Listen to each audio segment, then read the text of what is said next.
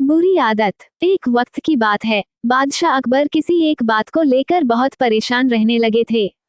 जब दरबारियों ने उनसे पूछा, तो बादशाह बोले, हमारे शहजादे को अंगूठा चूसने की बुरी आदत पड़ गई है। कई कोशिश के बाद भी हम उनकी यह आदत छुड़ा नहीं पा रहे हैं। बादशाह अकबर की परेशानी सुनकर किसी दरबारी ने उन्हें एक फकीर के बारे में बताया, जिसके पास हर मर्ज का इलाज था। फिर क्या था, बादशाह ने उस फकीर को दरबार में आने का निमंत्रण दिया। जब फकीर दरबार में आया, तो बादशाह अकबर ने उन्हें अपनी परेशानी के बारे में बताया। फकीर ने बादशाह की पूरी बात सुनकर परेशानी को दूर करने का वादा किया और 1 हफ्ते का समय मांगा। जब 1 हफ्ते के बाद फकीर दरबार में आया, तो उन्होंने शहजादे को अंगूठा चूसने की बुरी आदत के बारे में प्यार से समझाया और उसके नुकसान भी बताए। फकीर की बातों का शहजादे पर बहुत प्रभाव पड़ा और उसने अंगूठा न चूसने का वादा भी किया।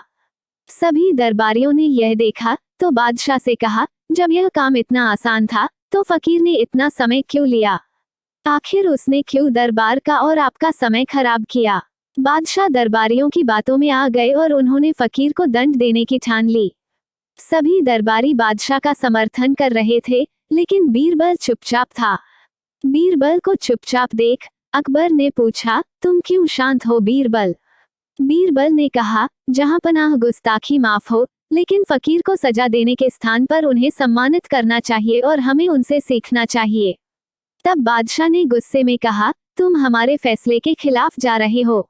आखिर तुमने ऐसा सोच भी कैसे लिया? जवाब दो। तब बीरबल ने कहा, महाराज, पिछली बार जब फकीर दरबार में आए थे, तो उन्हें चूना खाने की बुरी आदत थी। आपकी बातों को सुनकर उन्हें अपनी गलती का एहसास हुआ। उन्होंने पहले अपनी इस गंदी आदत को छोड़ने का फैसला लिया, फिर शहजादे की गंदी आदत छुड़ाई। बीरबल की बात सुनकर दरबारियों और बादशाह अकबर को अपनी गलती का एहसास हुआ और सभी ने फकीर से क्षमा मांगकर उसे सम्मानित किया। कहानी से सीख। हमें दूसरों को सुधारने के पहले खुद सुधरना चाहिए, इसके बाद ही दूसरों को ज्ञान देना चाहिए।